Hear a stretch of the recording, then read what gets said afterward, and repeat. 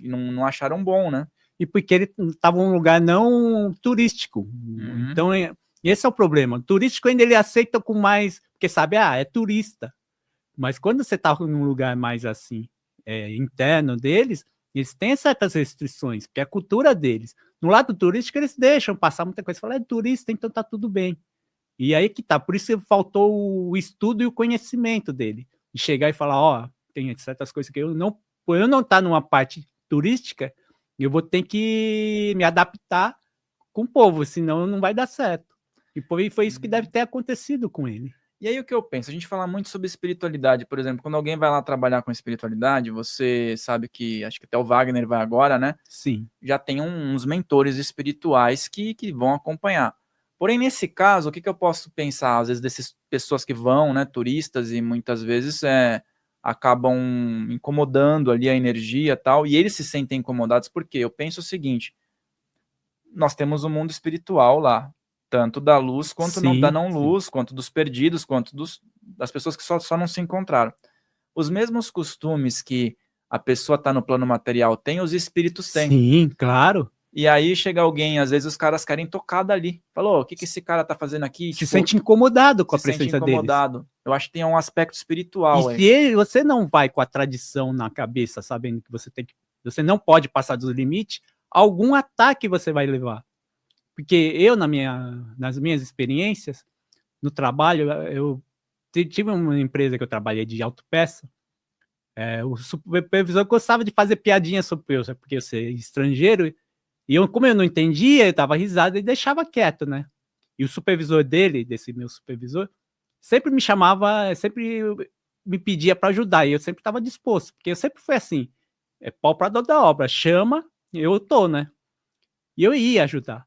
Só que aí eu descobri que esse meu supervisor do meu departamento, um amigo meu que entendia japonês, falou, ó, você fica dando risada, se fosse eu não dava risada, porque as coisas que ele fala de você, as piadinhas que ele faz, é humilhante. E aí eu fiquei muito pé da vida, né? E eu falei, não, eu vou sair dessa empresa, porque não dá.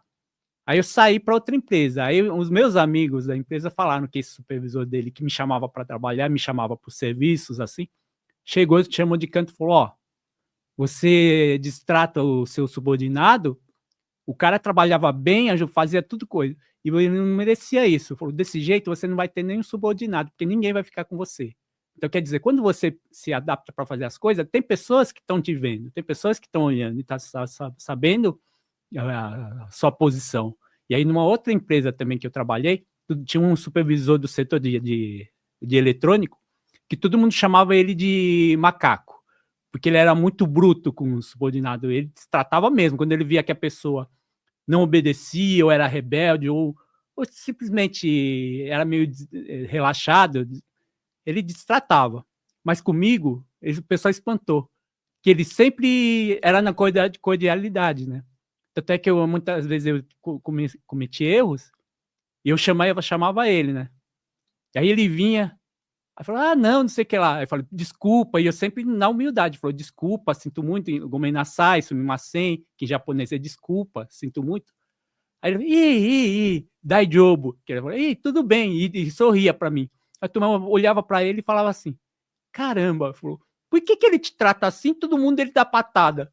Eu falei, eu não sei. E depois, com o tempo, eu descobri que eu praticamente eu não desrespeitava ele e ele não me desrespeitava, entendeu?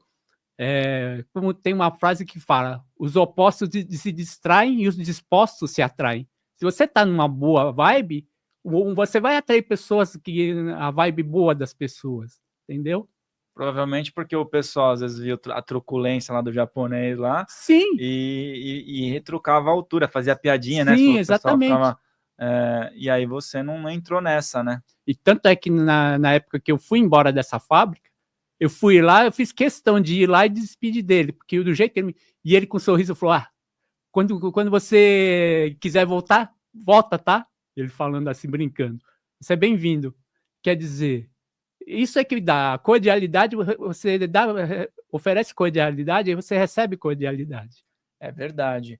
E aí, você falando de tudo isso, né? Esses canais que fazem vlog, viagem, eles contribuem muito, né? Que nem um abraço aí, pessoal que acompanha esses canais aí, pro próprio Nômade Canais. Raiz, pro Mundo Sem Fim, né? Também Sim, que você falou que tem. Tem um outro canal também que é muito legal, que tem um contexto espiritual envolvido num dos últimos vídeos lá, que é o Voo Sem Voo Volta, Sem que é um Volta. casal. É, Eu achei muito interessante, por quê? Porque a gente está falando de espiritualidade no mundo todo, mas o Oriente mesmo, né? Você estava lá no Japão, mas nós temos muitas influências do Oriente. E eles conseguiram entrar no Afeganistão, cara. sim. Eu vi esse programa também. E é um país bem restrito, principalmente com as mulheres, e a mulher foi. E foi boa, foi de E boa. respeitou de boa e teve o mesmo respeito. E assim, eles são Apesar de eles não muçulmanos. concordarem, eles foram de coração aberto e receberam o respeito que... E com bastante respeito, porque eles são muçulmanos, e aí o que teve? Foi um negócio que foi divisor. Eles perguntaram para eles, e eles falaram, não, nós não somos muçulmanos e não queremos nos converter. E aí eles só falaram, espero que um dia vocês se convertam, mas não rolou um estresse. Por quê? Porque eles foram dançando conforme a música. Sim. Teve um momento que no casal, o rapaz entrou para tomar chá lá com o pessoal do Talibã ainda. E ela ficou no carro, porque eles falaram, a gente vai se sentir incomodado. E eles respeitaram. Imagina se ele chega e fala, não, se ela não entrar, eu não vou. Ele ia causar um tumulto ali, não ia levar um conteúdo legal, né? E era capaz de, sei lá, tomarem as imagens deles, porque Sim. não estava respeitando. Quando você respeita, você é respeitado, né? Sim, um outro exemplo é o que der na mochila do outro programa, que eles foram lá para trabalhar, para fazer voluntariado, viveram com a família e foram respeitados, oferecendo as comidas dele, os japoneses oferecendo a comida dele, no Japão mesmo. Teve outro lá que eles foram lá, conheceram pessoas, as pessoas deram carona, mostraram a cidade com todo respeito. Por isso que fala, você respeita para ser respeitado. E aí, de novo, o lance da egrégora espiritual. Que eu vejo, as pessoas vão para lá, tem uma egrégora espiritual, às vezes se apresenta, quem é sensitivo vai perceber, quem não é, mas vai estar sendo influenciado se tiver com boa intenção. Mas aí, beleza, a egrégora espiritual consegue auxiliá-los até em relação aos habitantes locais, que também tem sua espiritualidade. Sim. Só que o problema é quando a pessoa vai com agressividade, lá como o rapaz que teve que ser preso lá, que você falou, né? Sim. Ou às vezes os próprios espíritos se incomodam com uma pessoa, eles acabam apertando aquela pessoa energeticamente, e eu acho que eles acabam até influenciando os locais para tratarem aquela pessoa mal, né? Sim. E aí que tá feita a discórdia, né? Porque a espiritualidade, ela consegue trabalhar dentro da luz, mas é aquela coisa, se você provocar o outro lado, eles vão também ter os seus recursos para atazanar a vida alheia, né? Lembre-se de deixar o seu like aqui nesse vídeo, de se inscrever nesse canal, e se você gostou desse corte, o episódio completo está aqui na descrição. Ah, e também se inscreve lá no nosso canal oficial, Filhos do Todo, para você acompanhar as outras entrevistas.